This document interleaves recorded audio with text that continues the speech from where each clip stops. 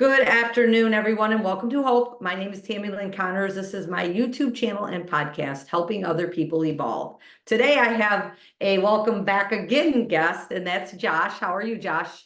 I'm doing good, man. Thank you. I'm glad to be here with you again. I am so blessed to have you again. We were just talking a little bit before we got on here, and it was January, we figure, of 2022 that I interviewed Josh, and he had just been recently in his sobriety. So he just celebrated 3 years. So Yes, congratulations ma'am. to you on that. That's amazing. So Thank you. exciting. I am so excited to have you back on here, Josh. I know I'm excited too. I enjoyed it the first time, and Good, it's to, good. to help So other people. exactly. So for everybody that doesn't maybe know what hope is, maybe this is your first time tuning in. I started this podcast to just help people that thought they were alone in their struggles. I feel like so many people are at home and feel like they're all alone and nobody else is going through a struggle. But everybody, unfortunately, I'd say 99.9% of the people, 1.1% probably don't admit it. They go through a struggle, and they're able to get to a strength. And Josh has a powerful story of going through struggles and still struggles, but getting to strength and being able to learn the tools to get through your days. And that's all that I hope, that maybe you'll hear Josh's story, my story, DeAndre that I interviewed earlier today. Maybe you'll hear their story and it'll just give you the feeling that you're not alone in your struggle and you can get up and you can get out of bed. So that's what hope's all about. I just try to be the light in the world and just offer that to others. And Josh and I met, actually, I think it was on a Facebook post, right? Yes, it Yeah, was. It was on a Facebook post on a comment I made that went a little viral, and that's where me and you met each other. that's exactly it. And I had reached out to Josh and asked him, like, hey, I'm doing this podcast. And I had just started it not even a year before that. And he was like, sure. And I know he was super nervous being on Mhm. there and he hadn't really spoke too much throughout his recovery. And so we've remained friends since then. I always tell people when they're on my podcast, you're my friend now forever. You're stuck with me. And Absolutely. And I've been following Josh's journey, and it's been a journey. I know you've got some great things happening, and like you said, in your message to me, you said your life's a little boring, but it's good, right? Yep, And I said, absolutely. but I Absolutely. but I turned it around and said your life is a blessing because I believe that it's a blessing that you're here. So how about if we chat a little bit about what's, happened in the last, well, I know what's happened in the last few months with you, which is exciting, but kind of from where we were at then, you were early in your recovery and maybe, like work-wise and things that you've been going through, and we can just share a little bit of hope with others. And I love your shirt, by the way. Thank you. Thank you. I wore it just for you. So I guess from the last time we talked, I was fresh into my recovery. A little backstory of where I was at. I had been in a Yes. relationship with a wonderful woman. And I'm still with her now. She was the best thing that ever could have happened to me. And I was about 2 years sober, you know what I mean? And that bad morning hit where she found me after I had relapsed, and it was all uphill struggle from there. So I ended up putting myself through rehab, which I love the rehab. It's home of the heart. I refer people to that place all the time. And I never knew if my goal was going to be to come back home with my future wife and kids. This was my family. They were all that I had. So from the time that, me and you met each other and talked, I was just in a transition house. I didn't have my life together at all. I didn't have no driver's license. I had a lot of money. I had to pay for DUI. I didn't have a good paying job. I hated my job. I was grateful, but compared to the job that I have right now, it was not a good job for me mentally. So, and my job now, I've been there 2 years, and I have my hard days, but compared to the other job that I've had, I am so grateful. I'm grateful to have that job. And finally, driver's license, which is, not a big deal to some people, but it took me, a good $3,000 just to get to where I needed to get. And so I was very discouraged, throughout my sobriety because I always felt stuck, even though I was Mhm. grateful to be alive. It was just a tough battle. So for me, be able to be a normal human again, and to use my car to do things and help other people and to get to my job and get home to my family. Um, I, I'm just grateful that that time came because it felt like it was going to take forever for me to get to where I needed to get. And I was very discouraged. So now the life I have right now, it's what I always dreamed of when I was young, the family, the kids, the dog, the American dream. And Right. I have everything like that right now. And man, I could not be more grateful. I love it. That's so awesome. So Meg, right? Yes, ma'am, Megan. Yeah. Yep. Yes. So you guys were together during your addiction too then?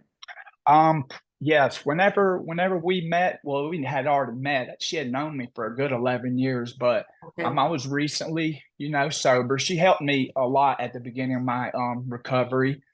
She Okay. took a chance on me. She knew that the type of heart and the type of man that I was, but we were also very transparent about my mistakes I had made prior to meeting her and how I grew up and stuff. So she pretty much just like she helped me build myself. And Mm. she stuck by me, and I don't know why. I don't know how. I'm grateful that she did, but literally, when I tell you through every hardship, and after I relapsed, like the worst possible thing that could have happened, it completely split our family apart. And not once did she not reach out to me every day and encourage me to get back on track. And that takes some strength because I don't know how she did. I literally broke her heart. You know what I mean? Hmm. And I'm just glad I got her back now. She deserved the world, and right now versus my last sobriety, I am hands down the best version of Josh I could have ever been because it's more than just being sober this time.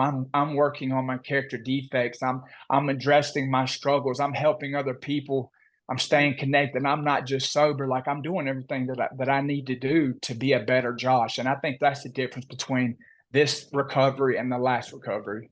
Mm. Yeah, that's powerful. And it's true, like working on yourself, right? Looking in the mirror and saying, like I do the same. Like I look in that mirror and have that conversation with Tammy, not what the outside world wants to know and all of Right. that, and who I can be a facade of.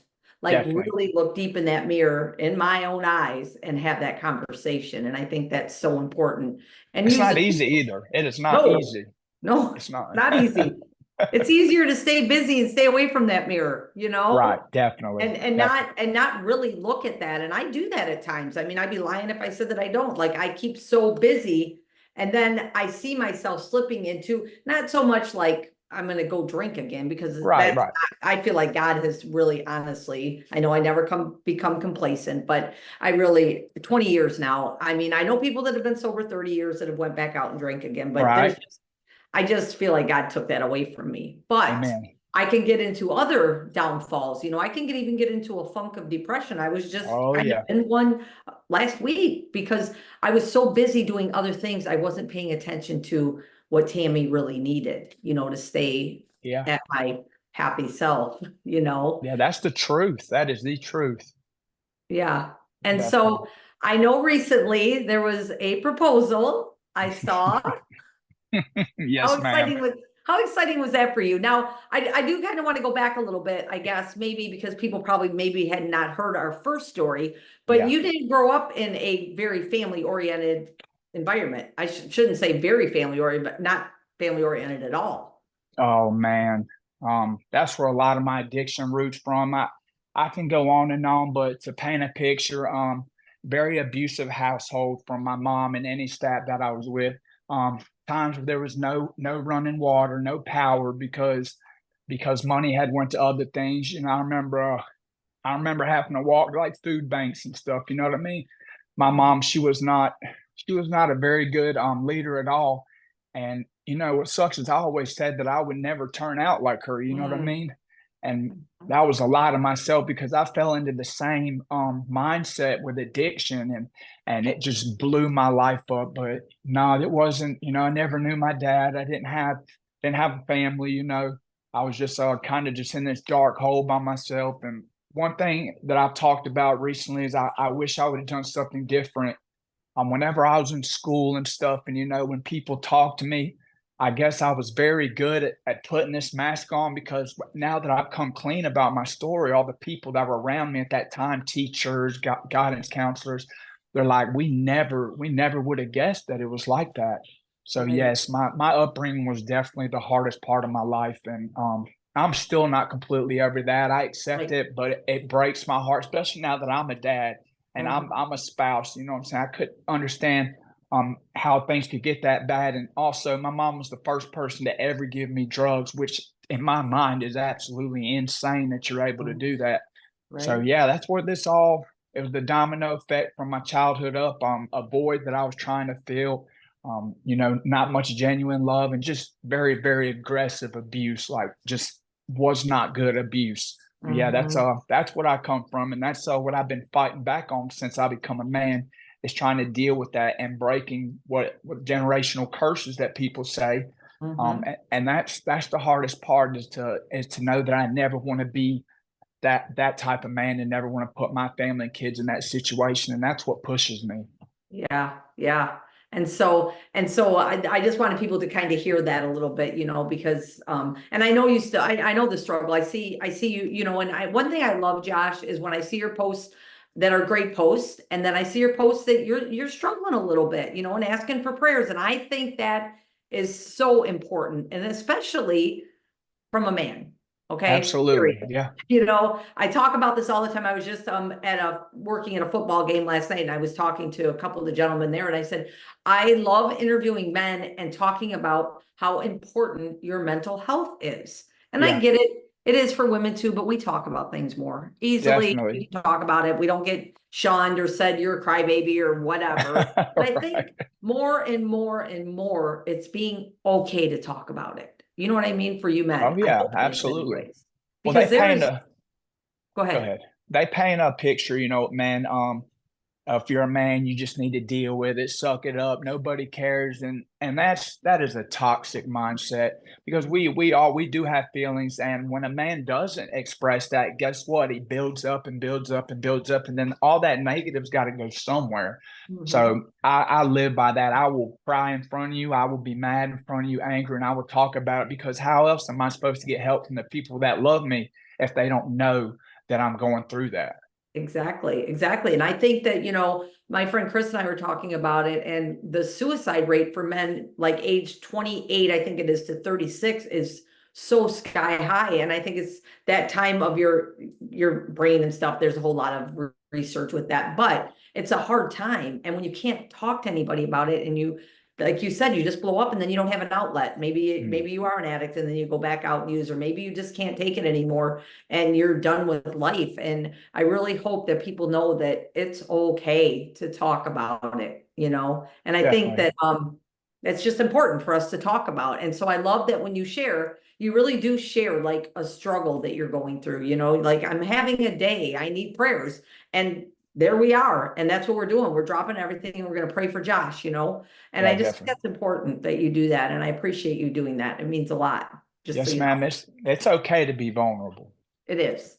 You It got to is. let them walls down. You have to. You have Yeah. to, or well, at least I have to. Maybe other people can push it to the side, but I cannot. Yeah, yeah. That's awesome. So tell me about your proposal.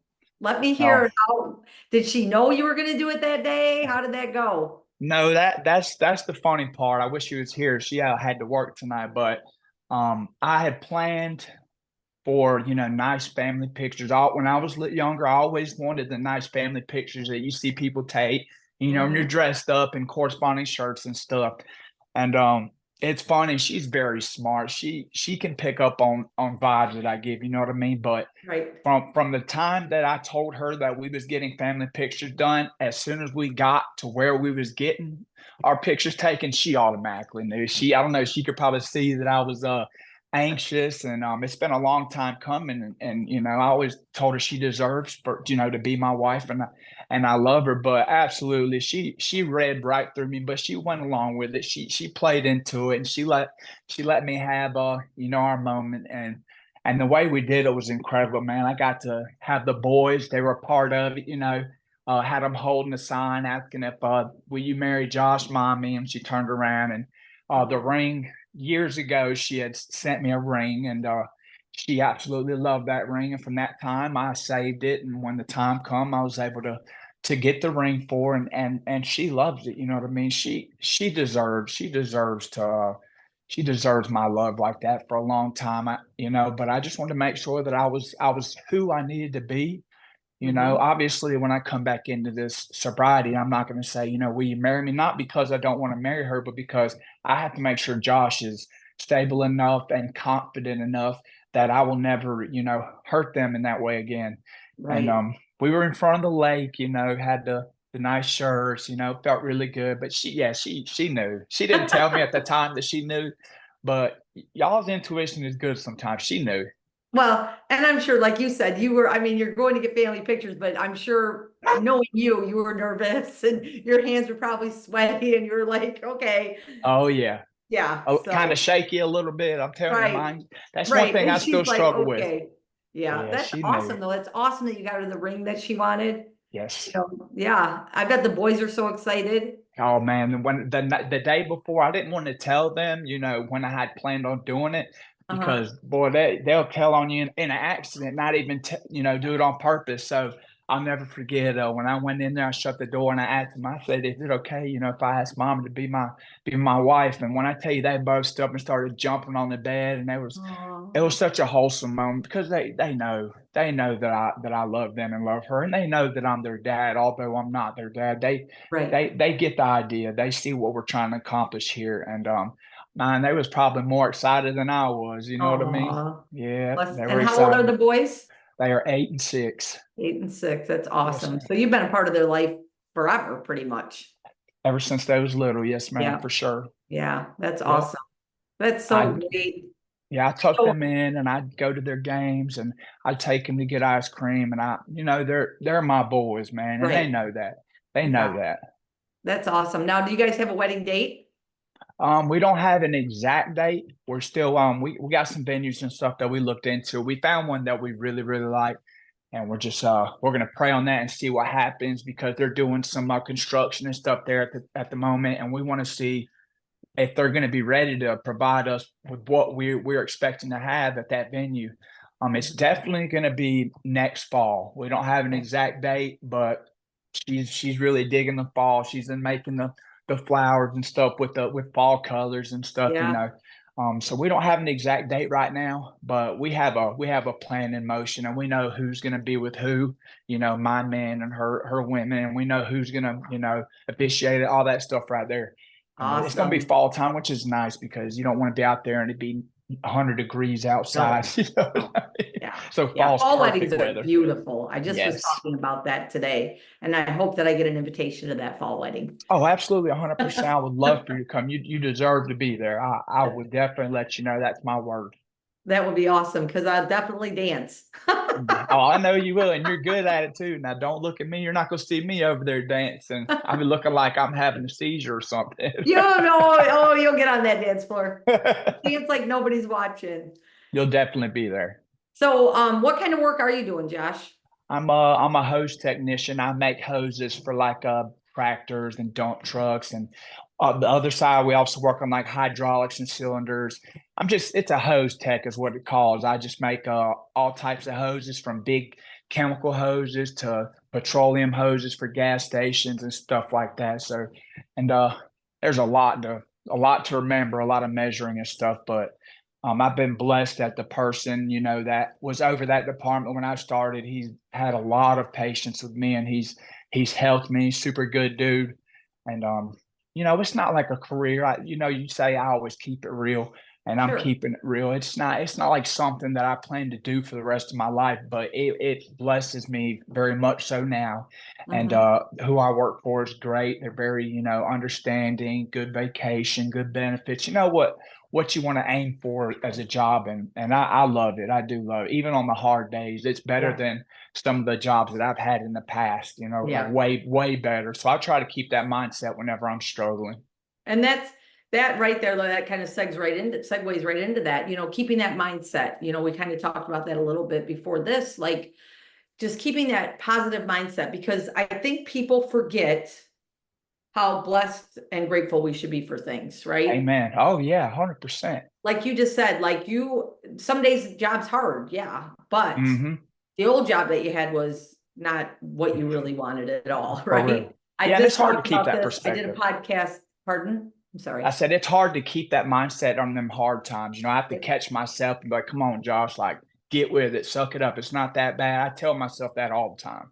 Yeah, and that's true. I just had I did a podcast last week, just one on my own, and I talked about that gratefulness and stuff. Like I a car pulled up next to me and it was missing some rims and it was just kind of a beat up car. And I was like, And it reminded me, like, I used to drive cars like that. How blessed and grateful am I? And Come that's on. it. I look around my house right now and I'm like, I am so blessed because just like you, there was a time when I was homeless, and Yeah. to to know what I have now, I have to not take it for granted, right? Oh That, yeah. keep that humbleness, being grateful for it, and remembering, I always say I don't live in the past. I don't let the past keep me as a prisoner there, but I don't ever forget where I came from either. Amen. You couldn't have said it better than that. You're exactly right. Because I think that's important, and when Oh somebody's yeah. really in their sobriety too, when I talk to them, I'll say that too, like, remember why you quit. Remember how sick you were that day you quit and the reason that you did. Because people become so complacent because you start feeling better. And, it's just Mm. like people are taking medication for something, and they start feeling better, whether it's even diabetes or something, and they're feeling good. And then they stop taking their medicine and they go right back down that hill again. Oh So for man. us in our recovery journey, or anybody, I guess, we have to keep filling our cup with the goodness, because Oh yeah. otherwise we'll become complacent. Like, I'm good. I'm good. Yeah. Oh And yeah. then one day, because we weren't using our tools and filling ourselves, we're not good, you know? Absolutely. Yeah. Yeah. Complacent. You keep saying complacent. That is one of the most I hear that a lot in meetings over the past couple of years, literally from people that's been sober, for as long as you and other people that literally tell the people that's fresh into it, like, do not get complacent. As soon as you think you got it and that you need to, branch off and try by yourself, you will crash and burn every time. And that's the truth. That's the Yeah. truth. You know what I mean? Yeah, for sure. And that's it. You become like, you're just going through everyday life. And the next thing you know, you're sitting somewhere and you pick up a drink. And then the next thing you know, you're doing something else. And so it's definitely something that you have to stay focused and fill your cup and know the tools, just Absolutely. like when you have a bad day, you know, you have a spot. Do you have a sponsor? Do I have a sponsor? Yes. Okay. I wouldn't say sponsor. I say my mentor. Okay, I was just gonna say that same thing. Like, But yes, I I do. have people that are my mentors too. I don't really have a sponsor either, but Right. to reach out to that person, Oh right? yeah. Oh Even though yeah. this right here can weigh 5,000 pounds, Wow. Yeah. You're right. right?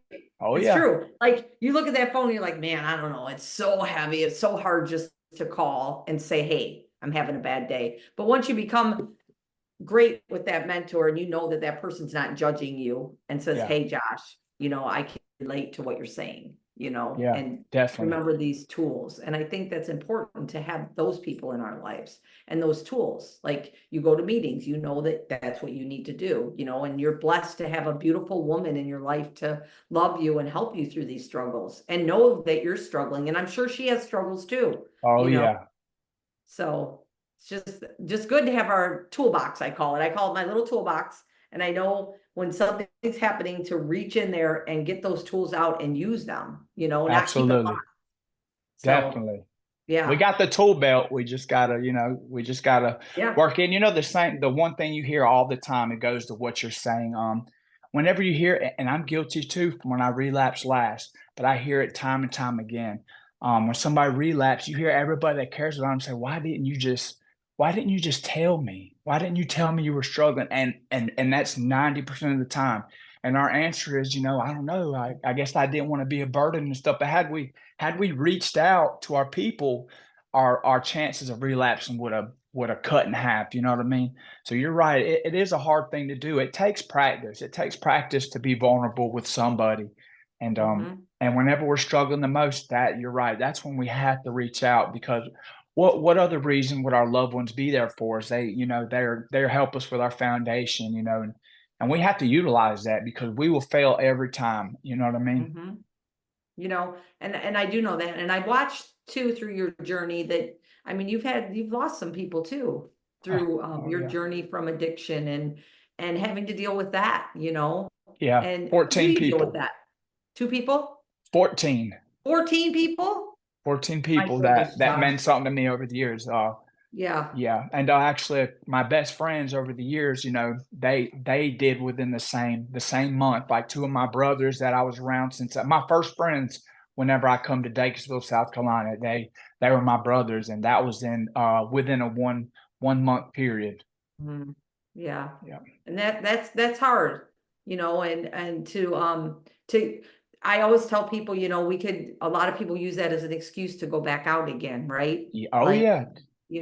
but also being that you have more of a foundation this time, like you said, more looking at Josh and your character defects. So you're able to work through that grief the best that you can, you Yes, know. ma'am. And I hope that I talk about this because I've lost a lot of people in my life, and that you do see signs of your friends that they're still with you, but Oh just yeah. in a different way, you know. Definitely, definitely. And And it's hard to deal with that, but that goes, and it's not just losing people, it goes to other things too. In our addiction, that's what we did. We would sweep it under the rug, not, just sweep it on the rug. If you do that while you're trying to maintain sobriety, especially when your life's going good, you'll fall apart. And I've seen it Mhm. time and time again, and it's happened to me before.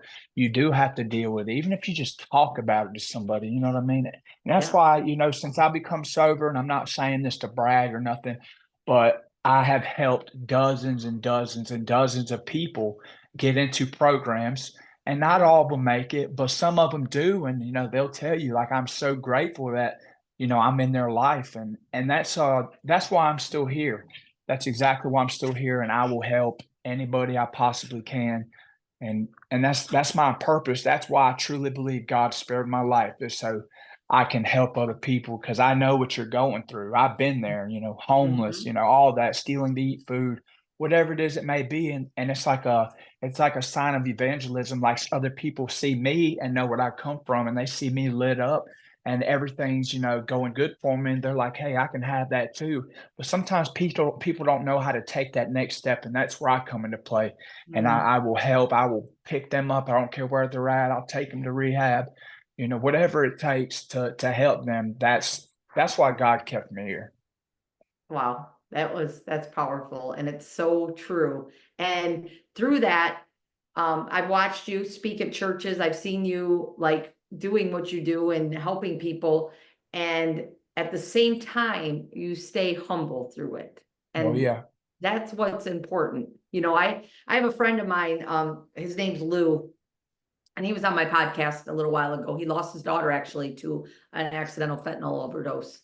Mm. And he was on the brink of not being here anymore. And so he's always telling me how I saved his life, basically. And he's like, you just don't understand it. And I'm like, I do, but I try to stay so humble and I'm so Right. grateful. But it's, you don't want, but it's true. That's what we're doing. We're out here saving people's lives, whether it's just an addiction or a depression or anything, but we can be that light. And that's why God has kept us here. It took Oh me a yeah. longer time to figure out that I needed to be a light to other people than what it is for you. Thank God you Yeah. did far quicker than I did, because Yeah. I didn't really start doing this part of my life until the last 4 or 5 years, Right. realizing that, oh, that's why he spared me back in 2004, because I'm supposed to Amen. really help people, and share my story, because I didn't Well, share it as much. I just kind of kept it to here, but now I'm like screaming it from the rooftops, like, hey, you're gonna be